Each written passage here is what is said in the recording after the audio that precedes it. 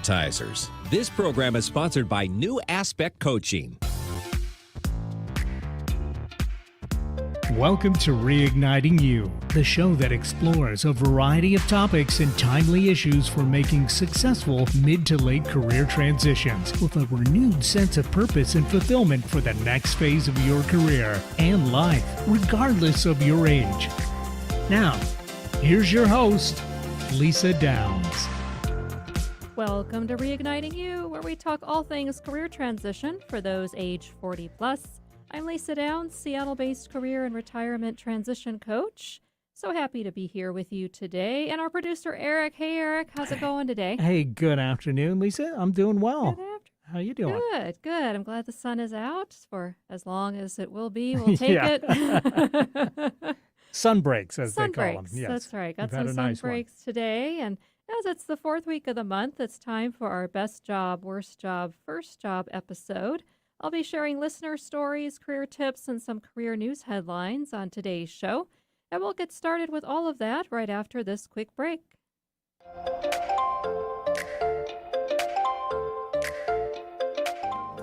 I'm Charlie McGee with FranNet. Historically, economic disruptions drive entrepreneurship, and Americans are opening new businesses at the fastest rate in a decade. If your corporate career path has taken a wrong turn and you've always dreamed of being your own boss in a successful business, I can probably help you. Text me at 360-489-2153. I've been involved with franchising for the last 30 years and have been matching clients with the right franchise fit since 2013. There's no fee to you for my services. I'm here to listen and help you find what you need. Text or call 360-489-2153. 360-489-2153 and visit frannet.com to learn more. Are you feeling challenged or frustrated without a plan for what's next in your career and life? Are you seeing writings on the wall for needing to make a mid to late career change and don't know how or what to do? Coach Lisa Downs of New Aspect Coaching can guide you to what's next, providing a fresh perspective and supporting you to create a clear and compelling vision for your future and a plan to move forward. Call Lisa at 425-216-3015. That's 425-216-3015. New Aspect Coaching, fresh perspectives for your career. Make us part of your daily routine. Alternative Talk 1150. Welcome back to Reigniting You, the show that focuses on all aspects of making mid to late career transitions. Thank you to our sponsor, FranNet, your franchise experts. Time now for some recent career-related news that you may have missed given all the pandemic and inauguration news this month. Manpower Group's Employment Outlook Survey forecasts a net employment outlook of 17% for the first quarter of the year. Those looking for work in the United States may have the best chances in the Midwest, with a forecasted net employment growth of 20%, followed by the South at 17%, the Northeast at 16%, and the West at 15%. With some positive vaccine news, the sector with the strongest labor market outlook is leisure and hospitality, projected at 26% growth, followed by transportation and utilities at 22%, and wholesale and retail trade at 20%. Glassdoor released its 100 Best Places to Work in 2021 list recently. The rankings are based on 70 million employee reviews of more than 1.3 million companies and considered those with at least 1,000 employees. Those in the top 10 are the management consulting firm Bain & Company, followed by the tech and gaming company NVIDIA, In-N-Out Burger, the software company HubSpot, McKinsey & Company, Google, Delta Airlines, Lululemon, Microsoft, and the supermarket chain H-E-B. A former news anchor, Tom Brokaw, is retiring at age 80 after a 55-year career with NBC. He's the only person to lead all three of the network's signature news shows, Today, NBC Nightly News, and Meet the Press. He was diagnosed with a form of blood cancer in 2013 that entered remission in 2014, and he continued to work while he went through treatment. He plans to stay active by spending time with his family and continuing to work as a journalist and author. Speaking of retirement, International Living, a global retirement and relocation magazine, released its World's Best Places to Retire list for 2021 based on cost of living, housing, healthcare, and retiree benefits, among other factors. Topping the list are Costa Rica, Panama, Mexico, Colombia, Portugal, Ecuador, Malaysia, France, Malta, and Vietnam. If looking to stay closer to home in the U.S., cities in Florida, Pennsylvania, Michigan, North Carolina, South Carolina, Tennessee, New Hampshire, and Texas make up the top 25 list for 2021. And here locally, a job search program called Your Next Job launched last summer by the Seattle Public Library in partnership with the King County Library System, and the Seattle Jobs Initiative is going strong. It's a free one-on-one job search service to provide information and resources along with one-on-one support with goal tracking. Snow Isle Libraries joined the program last month. Services also include teaching basic tech skills, referrals to workforce and social services organizations, and resume and interviewing resources. Applications for the program can be found on the Seattle Public Library website, or one can be requested by calling the library's main phone line. So there we go, Eric. So a lot going on, as usual. What are your thoughts on these stories here today? Well, I was happy to hear that In-N-Out Burger was a good place to work, because I hope I don't end up working there. But when I go to California, when I'm traveling, I like to stop in In-N-Out Burger and get a burger. And I usually don't do fast food. So it's one of those exceptions to the rule. Yeah, So I'm happy to hear that the folks that are serving me those fries and burgers are happy and in a good mood, because you always hear the horror stories of the unhappy fast food worker. And maybe I'll run into Tom Brokaw while I'm there. So. Hey, it could be, now that he's retired. That'll be good. Who knows? Yeah. But interesting. And because you can hop on Glassdoor and see thousands and thousands of negative reviews of organizations too. So it is nice when they come out with, hey, these are the ones that are doing it right. And good to see Microsoft in there as well, since they're such a big employer right here. Yeah, absolutely. And my hubby's employer, so excellent. Gotta love Microsoft. Well, hopefully he agrees. Hopefully he agrees with the rating then. Yeah, I absolutely. Yeah, I think he's pretty happy there. He's been there 15 years now, so is still enjoying it. So definitely good to see them on the list, as well as some of those other kind of well-known organizations and ones that aren't well-known. It's like I had to look up what NVIDIA does. So they're a tech company and gaming in that world, and we don't have those HEB supermarkets here out west. Right. So I've definitely heard of them. Yeah, heard of them though. So seems like a major chain. And then it's also interesting. I think those best places to retire, the international ones. It's like, boy, you really gotta love some steamy weather, I think, to live. Yes. I wonder how much of that is affordability and how much of it is weather. Yeah. But it definitely looks like there were some places that might not be all that affordable, but had nice weather that people definitely went for. So, that I think that definitely factors in, as he said. Yeah, a number that are, pretty close to the equator there, though. So I would think it'd be a little sweltering for me. But I've gotten very spoiled by the weather here in our area being so temperate. And, we get beautiful summers that don't typically get overly hot. And I've gotten very used to that over the years. And now I think about places that, are pretty high in humidity or kind of one of those tropical climates. It's like, it's okay to visit for a little while. I don't know that I could live in those Agreed. those areas anymore. But I thought, very cool to see the library system providing this program. Yeah, I had to take note of that, because I also think that's a great idea.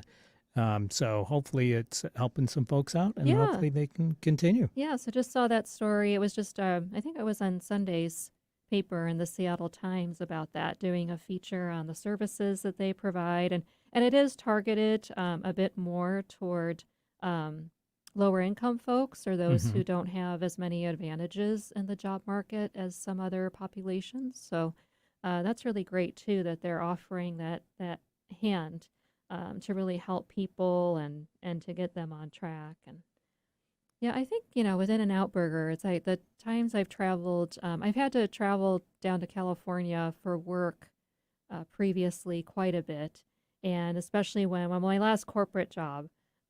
When I worked with EMC, they had a huge campus in Santa Clara. And so there was one that was right by the offices. So Probably always busy. always busy, Yeah. always mob. And so we would go there. And then I learned about what is it that they have?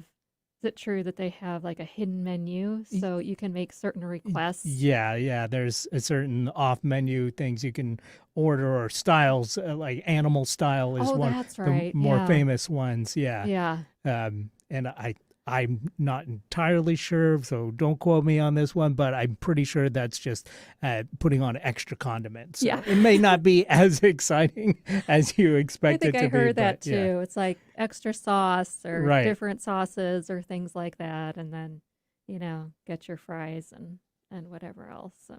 I remember way back when I was a teenager, my mom and I took a trip out to California, to LA, and I went with her to a travel-related conference because my parents had travel agency, and they served at that time. I was like 16, and at that time, and they served salmon for dinner, and it was sponsored by Alaska Tourism. Oh, cool. And so they served salmon for dinner, and I was not used to eating salmon, and so this guy who we kind of hung out with, who we knew, he and I ran to Carl's Jr.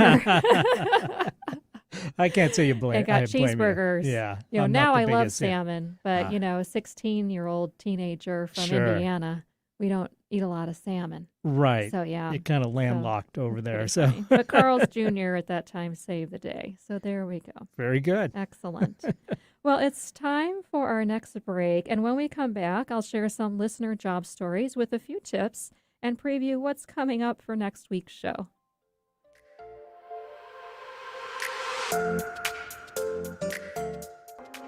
Hi, I'm Lisa Downs, career and retirement transition coach and host of Reigniting You on KKNW.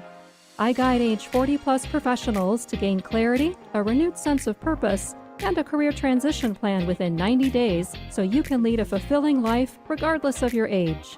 No longer does change have to mean riding off into the proverbial sunset. Let's talk about what your next phase of life can look like.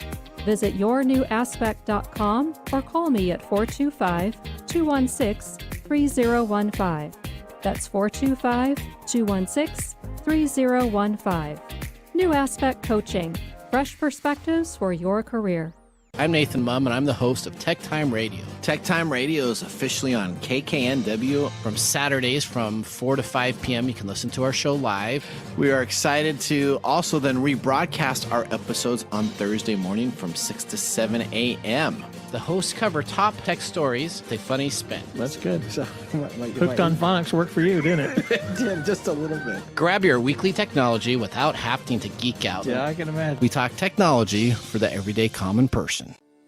What's your story? Have you ever sat with that question and looked to your heart for the answer? It's time to explore the real you. Tune in Thursdays from 4 p.m. to 5 p.m. for the brand new show, Story You, with Coach Debbie. Debbie and her guests have a mission to inspire and coach you to find your voice. If you need direction, Story You with Coach Debbie is for you. If you want to be an author, Story You with Coach Debbie is for you. Tune in Thursdays at 4 p.m. and be inspired.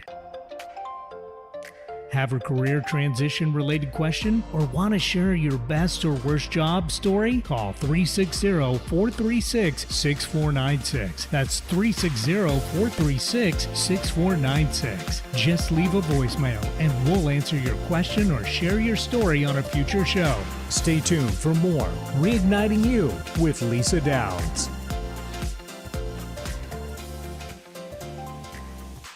Want to hear something different from talk radio? Keep your dial on Alternative Talk 1150. Welcome back to Reigniting You, the show that discusses timely issues and topics about career transitions for Gen Xers and Boomers.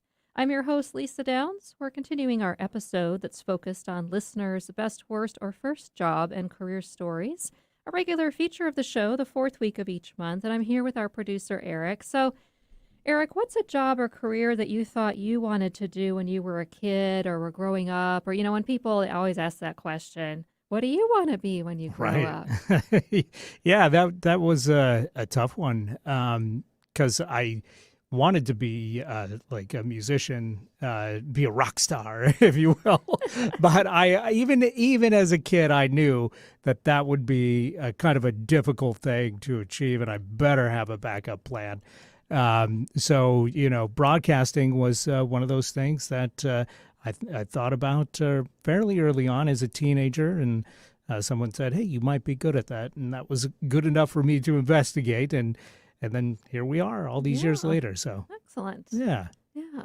How about you? Well, for me, the very first one was being the Easter Bunny, because I thought, you only have to work one day a year. It's a good gig if you can get it. You get to make kids happy. Yeah. Give a lot of candy and everything. And you don't have to work as hard as Santa Claus because you don't have to haul all these toys everywhere and wrangle reindeer and keep a list and all this stuff. So I thought, well, Easter Bunny would be a pretty good gig. And then when I got old enough to realize that probably wasn't going to happen, then I was Who knows what the Easter Bunny even makes, Who knows? money-wise. Yeah, probably not much. Right. It seems like a free service. So. Yeah. And so when that one was pretty much out, then I was like, oh, maybe, be some sort of entertainer. Because I grew up singing and dancing and was in school shows and all that stuff. And then, I actually got the broadcasting bug when I was in high school. I started... So Indiana is a very highly competitive state for speech and debate activities and competitions and everything. Yeah. So speech and debate and band and show choir, big state for those three. And so when I was in high school, I started competing in speech and debate, and radio was an event that I competed in on weekends. And that getting into that really kind of helped spark my interest in it. And then that's what I majored in school and et cetera, et cetera. So nice. Well, that's how David Letterman got his start in right. Indiana, working in radio. Yeah, absolutely. So, but Easter Bunny was the first thought. I love that. I've never heard that before of a kid wanting to take on that mantle. Yeah, like I could do that. No problem. Well, it's time now for some listener stories. And just a reminder that you can submit your best, worst, or first job story by emailing it to reignitingyou@gmail.com. or leaving a recording of it over voicemail for me by calling 360-436-6496. That's 360-436-6496. I'll then share it live on the air at the end of February. So our first story is from Pam in Sammamish, who shares that her first job was as a sandwich artist at a Subway shop when she was in high school. I love that term, sandwich artist. She says that it was pretty good money for her first job and that it allowed her to save up for business school. What she remembers the most is the smell of the bread baking that would make her hungry, though she shares that after a while she got tired of it and it was the last thing she wanted to smell outside of working there. So thanks, Pam, for that. It's always so interesting what different aromas conjure up for us in terms of memories and associations we make. And how about for you, Eric? Is there a aroma or smell that Well, I was just takes you thinking back? as you were telling that story, one of my first jobs was working at Red Lobster, and one of the things they're famous for is these cheesy garlic rolls. And, we would smell those every day, all day. And at first, like you said, it made you real hungry. But then after a while, it's like, okay, the cheesy garlic rolls I could do without for a while. Yeah. My mom was, before I came along, when she was raising my three of my siblings, she worked as a waitress for a while at a family restaurant, and she got to where she could not tolerate the smell of coffee at all. We couldn't have it in the house. Oh, wow. She would make really her got sick of nauseous. it. Yeah, I was like, really, I was like, okay. But totally relate. It's always interesting what our nose does for us. Yep. So next is a worst job story from Kat and Everett, who used to work in a program management role at a software company. It turned out that it was only after she started that she learned that it was just a job on paper with nothing to really do behind the job description. She says she felt like it was a bait and switch situation, lured away by a higher salary and having the chance to work with people she knew. And she only stayed for a few months, saying she was bored out of her mind. Oh, well, thanks, Kat, for sharing that. That's so frustrating to realize there's no meat behind a role after you've uprooted yourself. We're so looking forward to it. Left a prior job, and I've been there myself. That's happened a couple times actually to me, and where I was lured by the job description, and the person who was recruiting me would make these promises of what it would be, and then I would get there and would be doing these tasks that were not, were just things that they didn't need someone with my background and experience to do. Oh. And was very disappointing. And then, when I would ask for more work and that sort of thing, then, I wouldn't receive a good answer. And so have left. So, but that's a frustrating situation to be in for sure. Yeah, it sounds like it. Yeah. I mean, nobody wants their resume to reflect a short period on at a Right. job, because sometimes that comes off as if you're not a team player for some reason, but if it's the bait and switch, Yeah. you gotta get out of there. Not good. Yeah, not good. And so, I just recommend to folks just really, it's tough because until you really start somewhere and really get into a place, Right. you're only going by what people tell you, what you can glean from the interview process, or, information you can find online. But yeah, it's like the only thing we really can do is a good job of doing our homework. Yeah. And then, just what do we pick up, and asking those really good questions when you're interviewing about the culture and exactly, this is what this says in the job description. So tell me more about that and what this is day to day and what does it look like and how would I be spending my time, and just trying to drill down on that. I mean, and, that's about all we can do. Otherwise, we just have to, make the best decision with the Right. information we have at the time, Yeah. and live and learn as that goes. So. And see if there's other opportunities out there. And if there's not, sometimes you got to be patient. yeah, be patient. And thankfully for me, both times that happened, I had people in my network who helped bail me out. That's great. Who got me on elsewhere in other roles. So leveraging your network is always a good tip there too. So thanks, Kat, very much. Lastly, our best job story today comes from Nancy, who's up north in Bellingham, who shares that hers was when she taught second grade.